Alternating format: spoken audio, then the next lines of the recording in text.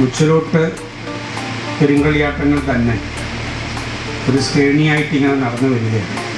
കഴിഞ്ഞ ദിവസങ്ങളിൽ പൂർത്തിയായി. അതിഗംഭീരമായ നിലയിൽ ആ പെരുങ്കളിയാട്ടം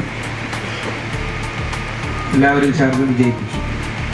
ഒരു സാഹചര്യം ഈ രാജ്യത്തുണ്ടാകണം എന്നതാണ് നമുക്ക് ഈ സന്ദർഭത്തിൽ ശ്രീ മുച്ചിലോട്ട് ഭഗവതി ക്ഷേത്രത്തിൻ്റെ തിരുസന്നിധാനത്തുകൊണ്ട് മുച്ചിലോട്ട് ഭഗവതിയുടെ പാതാരവിന്ദങ്ങൾ നമസ്കരിച്ചുകൊണ്ട് പ്രാർത്ഥിക്കാനുള്ളതും അതാണ് എന്ന് ഞാൻ നിരീതമായി വിശ്വസിച്ചുകൊണ്ട് ഈ പെരുങ്കളിയാട്ട മഹോത്സവത്തിൻ്റെ സംഘാടക സമിതി രൂപീകരണ യോഗം നിങ്ങളെവരുടെയും മനവാദത്തോടെ അനുഗ്രഹത്തോടെ പ്രാർത്ഥനയോടെ ശ്രീ മുച്ചിലോട്ട് ഭഗവതിയുടെ അനുഗ്രഹാശയോടുകൂടി ഔപചാരികമായി ഉദ്ഘാടനം ചെയ്തതായി സ്നേഹാതിപരസരം സന്തോഷപരസരം വിനയപരസരം അറിയിച്ചുകൊണ്ട് നിങ്ങൾക്കെല്ലാം തന്നെ ആയുരാരോഗ്യം സന്തോഷം സമൃദ്ധി ഐശ്വര്യം നിറഞ്ഞ ഒരു പുതുവത്സരം മുന്നോട്ട് കൊണ്ടുപോകാൻ കഴിയട്ടെ എന്നുകൂടി പ്രാർത്ഥിച്ചുകൊണ്ട് എൻ്റെ വാക്കുകൾ സ്മരിക്കുന്നു.